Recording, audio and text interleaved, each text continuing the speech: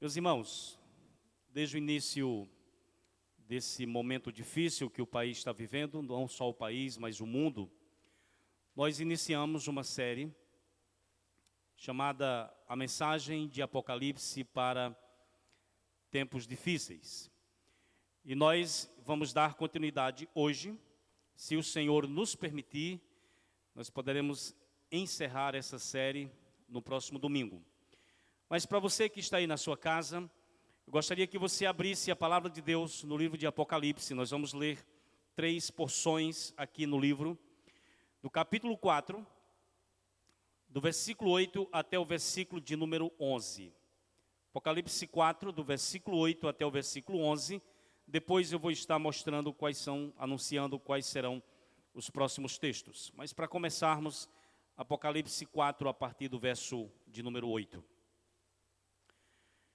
E os 4 seres viventes, tendo cada um deles respectivamente 6 asas, estão cheios de olhos, ao redor e por dentro. Não tem descanso nem de dia nem de noite, proclamando: Santo, Santo, Santo, é o Senhor Deus, o Todo-Poderoso, aquele que era, que é e que há de vir. Quando esses seres viventes derem glória, honra e ações de graças ao que se encontra sentado no trono, ao que vive pelos séculos dos séculos, os 24 anciãos prostrar-se-ão diante daquele que se encontra sentado no trono, adorarão o que vive pelos séculos dos séculos e depositarão as suas coroas diante do trono, proclamando: Tu és digno, Senhor, e Deus nosso, de receber a glória, a honra e o poder, porque todas as coisas Tu criaste, sim, por causa da Tua vontade vieram a existir e foram criadas. Capítulo 5, a partir do verso de número 11. Vi e ouvi uma voz de muitos anjos ao redor do trono, dos seres viventes e dos anciãos, cujo número era de milhões e milhares de milhares, proclamando em grande voz: Digno é o Cordeiro que foi morto, de receber o poder e riqueza, sabedoria e força, honra e glória e louvor. Então ouvi que toda criatura que há no céu e sobre a terra, debaixo da terra e sobre o mar, e tudo o que neles há, estava dizendo àquele que está sentado no trono e ao Cordeiro: seja o louvor e a honra, e a glória e o domínio pelos séculos dos séculos. E os 4 seres viventes respondiam: Amém. Também os anciãos prostraram-se e adoraram. Apocalipse 7, verso 9. Depois destas coisas vi, e eis grande multidão que ninguém podia enumerar, de todas as nações, tribos, povos e línguas, em pé, diante do trono e diante do Cordeiro, vestidos de vestiduras brancas, com palmas nas mãos. E clamavam em grande voz, dizendo: Ao nosso Deus, que se assenta no trono, e ao Cordeiro pertence a salvação. Todos os anjos estavam de pé, rodeando o trono, os anciãos e os 4 seres viventes, e ante o trono se prostraram sobre o seu rosto e adoraram a Deus, dizendo: Amém. O louvor e a glória, e a sabedoria, e as ações de graças, e a honra, e o poder, e a força, sejam ao nosso Deus pelos séculos dos séculos. Amém. Meus irmãos, na série que nós temos transmitido, nós já mostramos aqui que o Apocalipse proporcionou a João e à igreja do primeiro século, antes de mais nada, uma visão do Cristo glorificado. Depois nós mostramos que ele mostrou a João, ele revelou a João, deu a João e proporcionou a João uma visão do Deus entronizado, uma visão do Cordeiro como Senhor da história, também uma visão de Deus como o justo juiz, uma visão do Deus que guarda o seu povo, e domingo passado nós finalizamos falando sobre uma visão do Redentor que ama o seu povo. Nessa manhã nós queremos mostrar que o Apocalipse também proporcionou a João e às igrejas do primeiro século uma visão do Deus digno de adoração. Quando nós lemos o Apocalipse, nós constatamos que a adoração é um tema importante e predominante em todo um livro, a tal ponto de alguns estudiosos afirmarem que o objetivo principal e o tema central do livro é a adoração correta a Deus. Particularmente não concordo que esse seja o tema central, mas eu concordo que é um tema predominante em todo o livro. Meus irmãos, seguramente essa ênfase tão grande de Apocalipse na adoração tem a ver com o contexto político e o contexto religioso no qual João escreveu. E eu vou falar um pouquinho desse contexto para que os irmãos compreendam o porquê de João dar tanta ênfase à adoração nesse livro. As igrejas para as quais o Apocalipse foi escrito estavam situadas na província romana da Ásia, no caso, Ásia Menor. Ficava para nós hoje no norte de um país chamado Turquia. Em todas as cidades onde estavam essas 7 igrejas, a adoração ao imperador, irmãos, era algo muito popular. De maneira que as cidades da Ásia disputavam entre si para ver quem conseguia o privilégio dado por Roma de construir um templo em homenagem ao imperador. A primeira cidade na época que conseguiu esse feito foi a cidade de Pérgamo. Possivelmente esta é a razão porque Jesus, quando manda a carta para essa igreja, diz: eu sei o lugar onde tu habitas, que é onde está o trono de Satanás. Essa expressão possivelmente diga respeito ao fato de que Pérgamo era o centro da adoração ao imperador na Ásia. Havia uma classe sacerdotal que promovia esse culto imperial. E durante o governo de Domiciano, que foi basicamente de 81 a 96 depois de Cristo, durante esse tempo, a recusa em confessar o senhorio e a divindade do César era considerada na época falta de patriotismo, era considerado um delito político passivo de uma severa punição. Ou seja, na época que Apocalipse foi escrito, quem se recusasse a participar na adoração ao imperador seria considerado um subversivo político, um inimigo do império ou um cidadão desleal a Roma e a sua política. E essa situação colocou os cristãos do primeiro século diante de um conflito de lealdades. Qual era o conflito?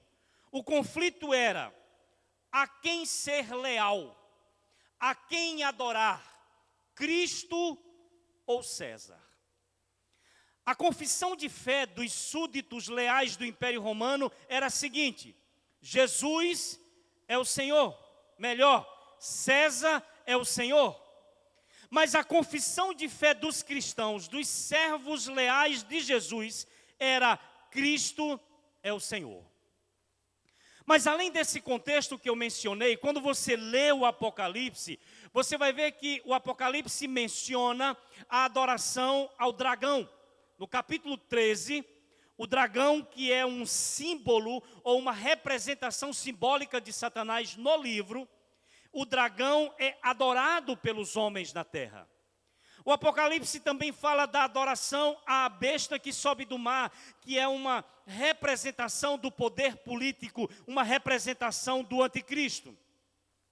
No capítulo 9, o Apocalipse também trata da adoração a ídolos mortos e da adoração a demônios. E mais, você vai perceber que o Apocalipse também trata da adoração a anjos, porque João, por 2 vezes, foi tentado e se mobilizou para adorar anjos. Mas em todos estes casos, a adoração era pecaminosa, era ilícita e era usurpada. A mensagem de Apocalipse para aquela época era: não é lícito adorar o dragão, ou seja, Satanás. A mensagem era: não é lícito adorar a besta, ou seja, não é lícito adorar o Estado, nem adorar o seu representante. A mensagem de Apocalipse era: não é lícito adorar ídolos feitos por mãos humanas, não é lícito adorar demônios. E o Apocalipse também enfatiza: não é lícito nem sequer adorar anjos. A ênfase em Apocalipse é que somente o Deus entronizado e o Cordeiro que foi morto são dignos de adoração. De maneira que a partir disso, nós podemos dizer que a adoração, meus irmãos, só é legítima e autêntica se ela for tronocêntrica e se ela for cordeirocêntrica. A adoração só é lícita e autêntica se ela for teocêntrica, se ela for cristocêntrica. De maneira que qualquer louvor que tem o homem como centro, esse louvor é antropocêntrico e, portanto, é uma distorção e é uma usurpação da adoração bíblica. O Apocalipse apresenta, irmãos, uma mensagem enfática e uma mensagem positiva da adoração a Deus, mesmo em tempos difíceis. No capítulo 4 que nós lemos, aquele que está sentado no trono recebe a adoração dos 4 seres viventes e dos 24 anciãos. Se você prestou atenção nesse cântico de adoração no capítulo 4, você vai ver que essa corte celestial adora a Deus por ser Ele santo e, melhor, superlativamente santo, por ser Ele soberano, todo-poderoso e eterno, bem como por ser Ele o Criador de todas as coisas. No livro de Apocalipse, no capítulo 5, que nós lemos, você vai perceber que milhares e milhões de seres angelicais, bem como toda a criação, louvam, exaltam, engrandecem e adoram ao Deus que está sentado no trono e ao Cordeiro por causa da sua obra de redenção. Meus irmãos, só uma informação para você. Ao todo, nós encontramos no livro de Apocalipse 16 cânticos de louvor e de adoração. E nesses cânticos o Senhor é adorado por seus atributos, por suas grandes obras, como Criador, como Redentor e como justo juiz. De fato, Apocalipse proporcionou a João e às igrejas da época uma visão do Deus entronizado, uma visão do Deus adorado, uma visão do único Deus que é digno de adoração. Em nossa sociedade, o humanismo, ele permeia todas as áreas do conhecimento e permeia todas as áreas da vida. Só para os irmãos entenderem, essa filosofia chamada humanismo, ele simplesmente coloca o homem como sendo o centro e a medida de todas as coisas.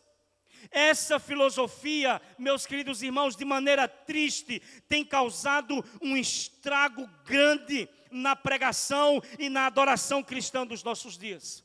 Por isso, a primeira lição que eu gostaria de compartilhar com você nesta manhã é que não podemos ceder às pressões do nosso tempo e negociar com a adoração ao nosso Deus. Não podemos ceder às pressões do nosso tempo e negociar a adoração ao nosso Deus. Nós vivemos numa época de pluralismo religioso. Uma época onde a diversidade de crenças e religiões, a diversidade de deuses e objetos de culto é supervalorizada.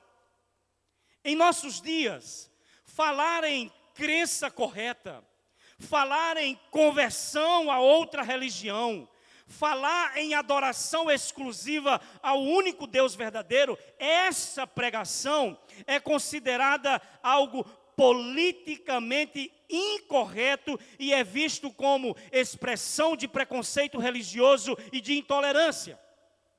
Mas o Apocalipse nos ensina que não devemos ceder a esse discurso. E aí você diz, como pastor? Se Apocalipse foi escrito, nem sequer existia a pós-modernidade. Eu vou lhe dizer por quê.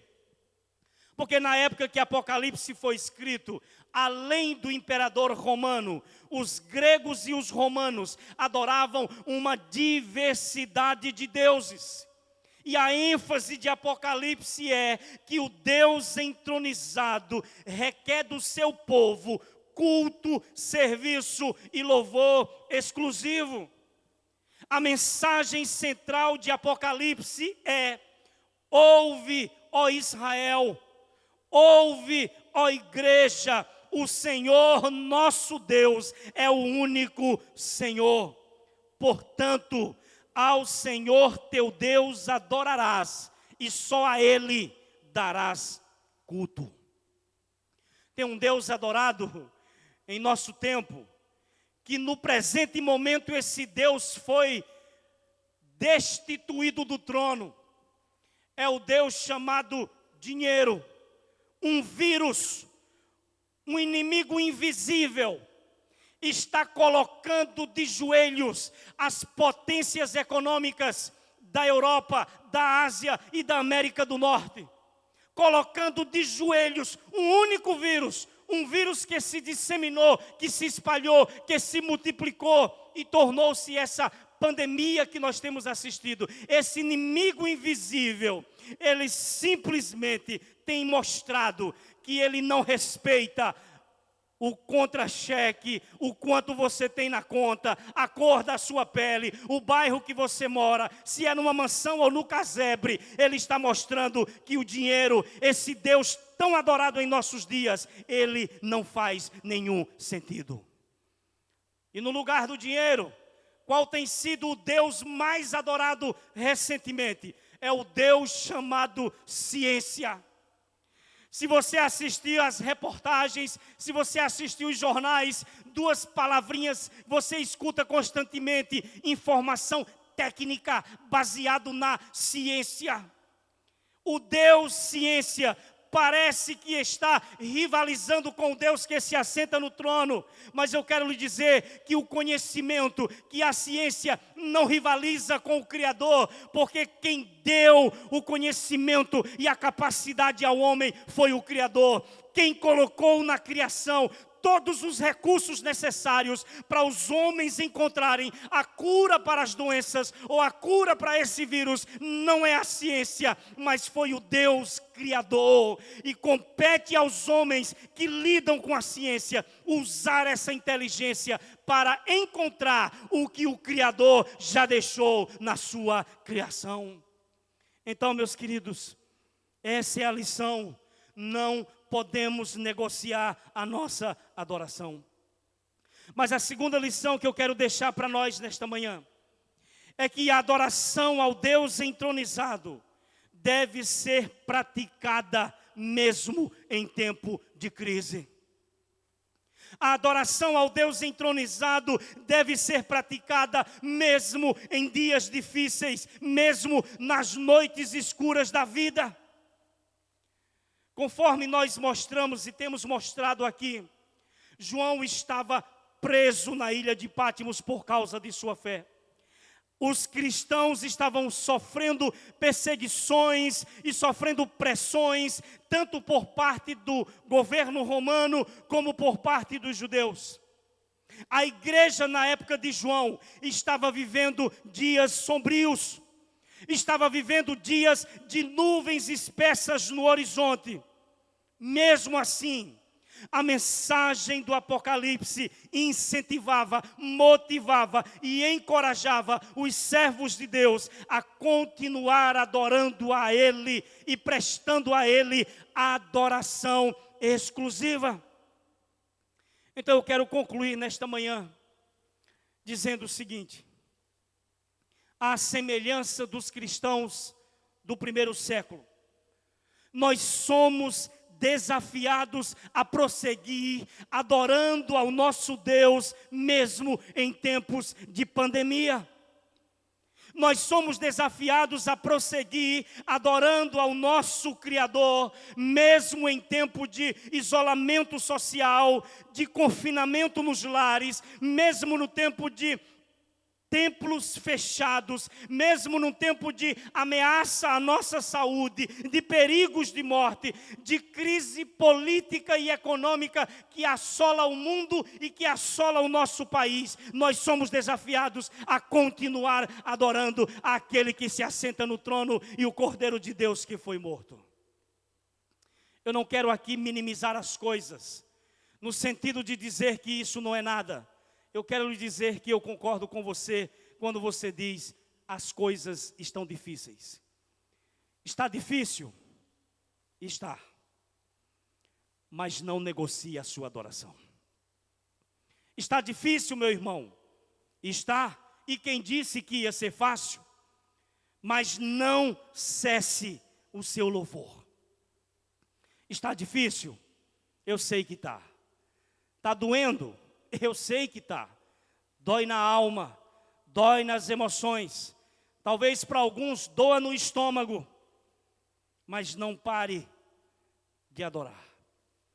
Então nesta manhã, eu queria lhe convidar para que nos juntemos ao coro celestial e adoremos ao Deus entronizado e ao Cordeiro de Deus.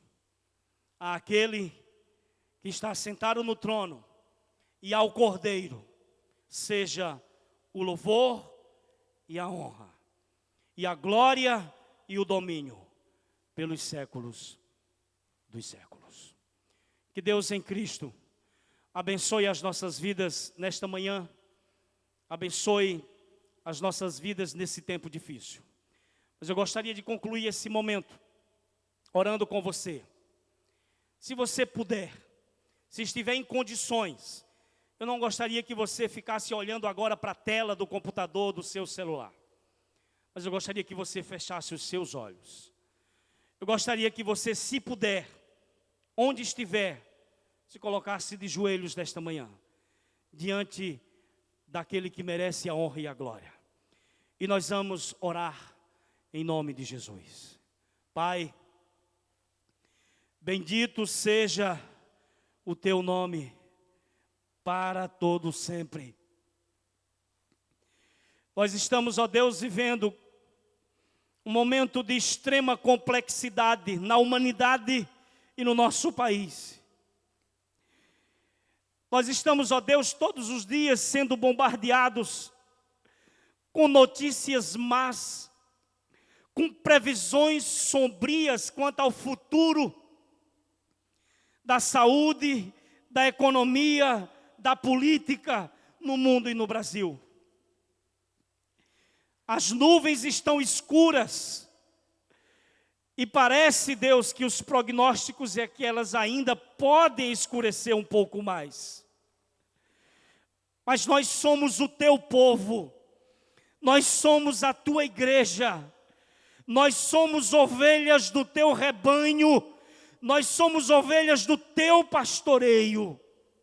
E nós estamos aqui nesta manhã clamando ao Todo-Poderoso: levanta-te do teu trono, age em favor desta nação, age, ó Deus, e coloca a tua mão soberana para impedir com que isso se alastre muito mais. Deus de toda a terra, tu podes fazer cessar Tu podes, ó Deus, dar um ponto final a tudo isso, e nós colocamos diante da Tua presença. Mas nós queremos dizer, como disse Sadraque, Mesaque e Abednego para o rei Nabucodonosor: se o Senhor quiser, Ele pode nos livrar. Mas se Ele não quiser, fica sabendo, ó rei, que nós não serviremos aos teus deuses. Pai, nós vamos continuar te adorando, nós vamos continuar te exaltando, nós vamos continuar engrandecendo o teu nome, nós vamos continuar exaltando, engrandecendo, glorificando, celebrando aquele que se assenta no trono e ao Cordeiro de Deus que foi morto. Receba nesta manhã a nossa adoração, em nome de Jesus.